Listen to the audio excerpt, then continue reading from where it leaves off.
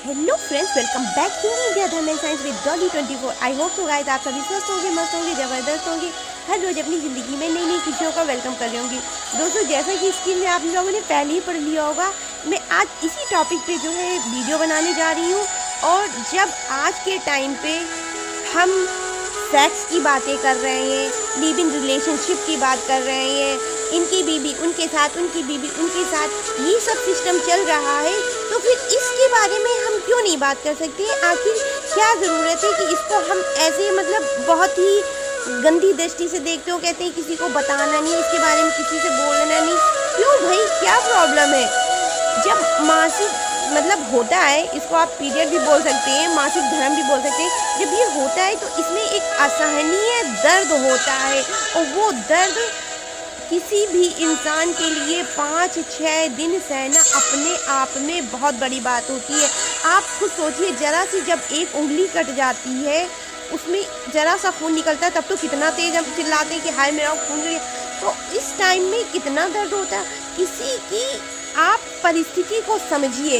इसके अलावा आप पूजा करते हैं, तो आप बेसिकली जब पूजा करते हैं तो भगवान के सामने बैठ करके पूजा करते हैं, मंत्र जाप करते हैं, सब कुछ करते हैं। लेकिन इस टाइम में मंत्रों का जाप पूरी तरह से आप कर सकते हैं। हाँ, आप भगवान को ना छू सकते हैं, ना भगवान के सामने बैठ सकते हैं। आपको अपने मंत्र कंटिन्यू करने हैं, तो किसी अलग साफ सुथरी जगह पर बैठ जाइए, मंत्र जाप करिए। वो भी कब? जब आपका कॉन्सेंट्रेट काम कर रहा हो, आपके शरीर में कहीं कोई दर्द वगैरह ना हो, क्योंकि इस टाइम में लड़कियों को बहुत ज़्यादा बहुत ज़्यादा दर्द से गुजरना पड़ता है। कभी कभी तो हालत ऐसी हो जाती है कि आप ना उठ पाते हो, ना बैठ पाते हो, ना किसी को बता पाते हो। ऐसा भी होता है। आप योग कर रहे हो, अपना ध्यान कर रहे हो, तो वो आप अपने शरीर से कर रहे हो, आप अपनी आत्मा से कर रहे हो। उस चीज़ में पीरियड में इस चीज़ का कोई लेना देना नहीं है। वो शरीर की एक अभिक्रिया है जो हर महीने होनी ही है। चाहे आप इसके लिए कुछ भी करो, कितना भी करो, लेकिन उसको होना है तो होना है। लेकिन आप अपना योग तो नहीं भंग कर सकते हो, क्योंकि उसको आप कंटिन्यू नहीं करेंगे तो आपके रास्ते में बाधा आ जाएगी। और जब बाधा आ जाती है, तो मैं अपना पर्सनल एक्सपीरियंस बता रही हूँ, अगर कोई योग में बाधा आ जाती है तो 10, 11, 21 दिन, कभी कभी तो महीने 2 महीने हो जाता है, आपकी योग नहीं लग पाती है।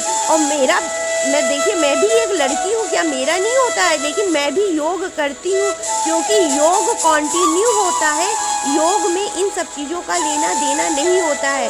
और योग नहीं करते हैं तो ज़्यादा डिसबैलेंस हो जाते हैं, तो ज़्यादा जो है शरीर में कमियां आ जाती हैं। लेकिन जब हम योग प्रॉपर कर रहे हैं, भगवान का नाम पूरा जाप कर रहे हैं, और 7 चक्र मंत्र पूरे लर्न कर चुके हैं, सब हम पूरा प्रॉपर अच्छी तरह से कर रहे हैं, तो हमको कहीं कोई प्रॉब्लम नहीं होती है। और ना ही जो ये लोग जो भी हमारी बहनें या माताएं होंगी, वो योग करती होंगी, उनके जो ये मासिक धर्म के टाइम जो दर्द वगैरह होता होगा, वो बिल्कुल नहीं होता होगा, मुझे अच्छे से पता है।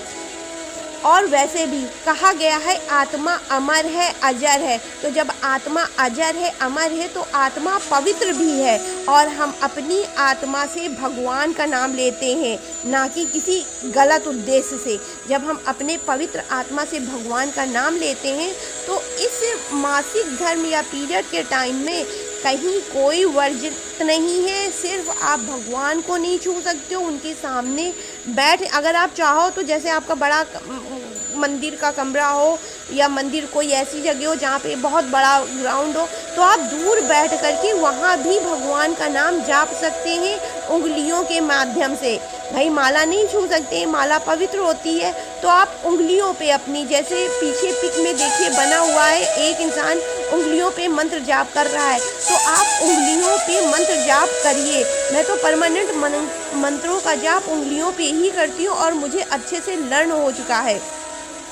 आप जब मंत्र जाप करते हैं तो आप पूरे पवित्र होते हैं। अगर आप अपवित्र अवस्था में भी हैं तो आप पूरे टाइम पवित्र होते हैं। लेकिन जब आप मंत्र जाप पूरे कंसंट्रेट और ध्यान से करते हैं, लेकिन अगर आपने थोड़ी सी भी मंत्रों में लापरवाही या ऊपर ध्यान नहीं दिया कि आप क्या बोल रहे हो, क्या गलत उच्चारण भी मंत्र में वर्जित होता है। अगर आप गलत उच्चारण कर करके मंत्रों का मंत्र जाप कर रहे हैं तो उसका पूरा प्रभाव आप पर, आपके परिवार पर, आपके अपने लोगों पर दिखाई पड़ेगा।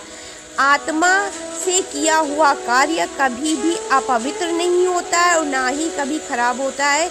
इसको करने में कहीं कोई मनाही नहीं होती है। आत्मा हमेशा अजर अमर और हमेशा पवित्र होती है। तो मासिक धर्म में कहीं कोई मंत्रों का जाप करने से कहीं कोई मनाही नहीं है।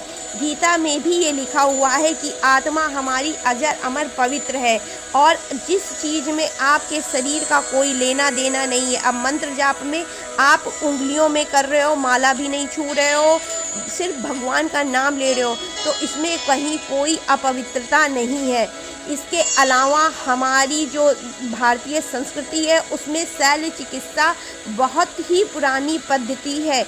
जब लोग सिर्फ अपने जीवन के बारे में जीना सीख रहे थे उस टाइम हमारे यहाँ ऑपरेशन किया जाता था। मतलब जो शल्य चिकित्सा, इसी को इंग्लिश में ऑपरेशन बोलते हैं, ऑपरेशन किया जाता था।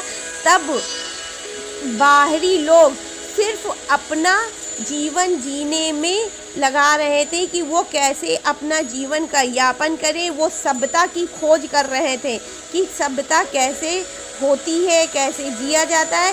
उस टाइम हम लोग प्रॉपर विकसित हो चुके थे और अच्छी सी शल्य चिकित्सा जो कि हमारे योग ऋषियों द्वारा संपन्न की जा चुकी थी। इसके अलावा जब आज जो भारतीय देश के बाहर के जो लोग हैं वो हमारी शल्य चिकित्सा को अपनाते हैं। जब लोग खाने पीने का चीज़ें ढूंढ रहे थे उस टाइम हम प्रॉपर एक लाइफ स्टाइल को जीते थे, अपनी एक राजसीय तौर तरीक़ों के साथ जीते थे। बाहरी लोगों ने आकर भी करके भारत के अंदर उसी तौर तरीक़ों को अपनाया और जिया है। और हमारे योग ऋषि इतने ज्ञानी और गुणवान थे कि उन्होंने शरीर के अंदर होने वाली सारी अभिक्रियाओं के बारे में बहुत अच्छे से जाना है। लेकिन किसी ने ये नहीं बताया कि मासिक धर्म के बाद जो है पूजा क्यों नहीं करनी चाहिए।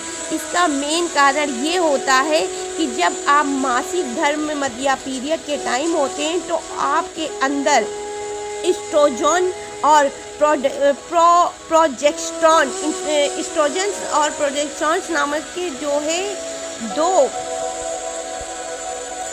आपके अंदर एस्ट्रोजन और प्रोजेस्टेरॉन नाम के दो अणुओं का निर्माण होता है या दो तत्वों का निर्माण होता है जो कि आपके अंदर दर्द की मात्रा इतना अधिक कर देते हैं कि जब तक आप पीरियड या मासिक धर्म में होते हैं आपको उसको बर्दाश्त करने की क्षमता नहीं हो पाती है। कभी कभी तो दर्द इतना असहनीय हो जाता है कि जिसके होता है वो इंसान ना बैठ पाता है ना उठ पाता है। परमानेंट उस दर्द में वो मतलब जो भी लड़की होंगी या औरतें होती हैं वो जो है उस दर्द में हमेशा रहती हैं। और इस हाल में आपके अंदर अत्यधिक गुस्सा आ जाता है, अत्यधिक लड़ाई झगड़ा, मतलब आपके अंदर कुछ केमिकल हार्मोन्स जो है रिएक्शन हो जाते हैं, जिसकी वजह से भी पूजा करना अनिवार्य नहीं बनाया गया है। क्योंकि जब आप पूरी तरह से पूजा में कंसंट्रेट नहीं दे पाएंगे, आप सही से मंत्र का जाप या कुछ भी चीज़ सही से नहीं कर पाएंगे तो फिर ऐसी पूजा करने से क्या फ़ायदा। लेकिन अगर आप मंत्रों का जाप या योग करते हैं उस दौरान भी तो आप कंटिन्यू करें, उसमें कहीं कोई मनाही नहीं है। पूजा करना अलग बात है, वो आप अपने शरीर से करते हैं, लेकिन मंत्र जाप और जो है योग ये आप अपनी आत्मा से करते हैं। आत्मा के कार्यों में कभी कोई विघ्न नहीं आती, कभी कोई प्रॉब्लम नहीं आती। आप अपनी आत्मा से वो काम कंटिन्यू कर सकते हैं। मैं भी करती हूँ, हमेशा करती हूँ, कभी इसका कोई भी नागा नहीं होता है। और इसके अलावा आप पूजा बिल्कुल नहीं कर सकते। सबने ये बोला नहीं करना चाहिए, लेकिन किसी ने रीज़न नहीं बताया कि क्यों नहीं करना चाहिए। अरे भैया कुछ प्रॉब्लम होती है, आप कंसंट्रेट नहीं लगा पाते हो या कोई ऐसी चीज़ें जो नहीं करना चाहिए बस। अगर किसी को मेरी वीडियो ये बुरी लगी हो यार तो उसके लिए सॉरी। वैसे मैंने कोई गलत चीज़ नहीं बोली है जो बुरा लगे। तो फिर राधे राधे गाइस, राधे राधे। ये जो